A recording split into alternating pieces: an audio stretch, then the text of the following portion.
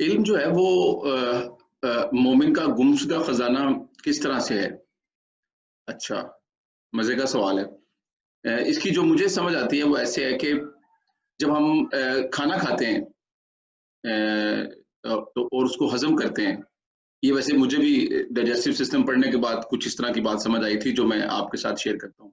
तो हमारी खुराक में मुख्तलिफ किस्म के कंपोनेंट्स होते हैं, उसमें फैट्स होते हैं, उसमें कार्बोहाइड्रेट्स होते हैं, उसमें प्रोटीन्स होती हैं, उसमें सॉल्ट्स होते हैं। अब हमारे जिस्म में जो निज़ाम इंहज़ाम है, डाइजेस्टिव सिस्टम है, वो खुराक के उन कंपोनेंट्स के लिहाज से एंजाइम्स पैदा करता है। मसलन अगर खुराक के अंदर बहुत सारे प्रोटीन्स होंगे, हम गोश्त खाएंगे, हमारी फूड में मेनली गोश्त होगा, प्रोटीन्स होंगी, तो वो बहुत सारा ट्रिप्सिन पैदा करेगा, वो एंजाइम जो प्रोटीन को तोड़ने के लिए, डाइजेस्ट करने के लिए चाहिए होता है। लेकिन अगर खुराक में कार्बोहाइड्रेट्स होंगे, तो वो एमाइलेज और इस तरह के दूसरे एंजाइम पैदा करेगा जिनका काम कार्बोहाइड्रेट्स को डाइजेस्ट करना।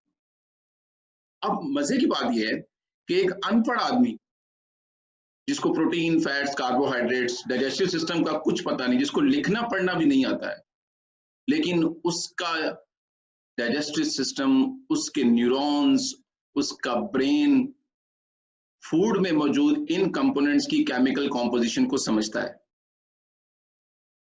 और वो हलक से गुजरने के साथ साथ चंद सेकंड्स के अंदर ये पता लगा लेता है कि उसको किस किस्म के एंजाइम जो है वो प्रोड्यूस करने हैं।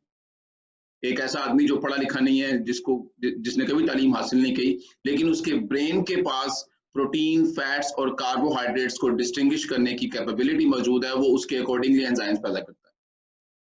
तो गुमशुदा चीज वो होती है जिसके मालिक हम होते हैं। जैसे मेरा वॉलेट गुम गया, तो इसका मतलब है कि उसका मालिक मैं हूं, लेकिन वो मेरी नजरों से दूर है, वो कहीं पर है, मुझे उसको तलाश करना पड़ेगा, एक्सप्लोर करना पड़ेगा।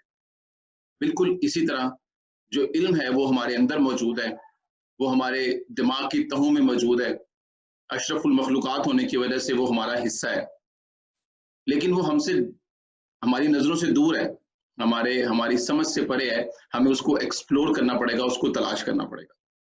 तो वो लोग जो डाइजेस्टिव सिस्टम पढ़ लेते हैं, इन चीजों को पढ़ लेते हैं, वो अपने इल्म के इस एस्पेक्ट को एक्सप्लोर करते हैं।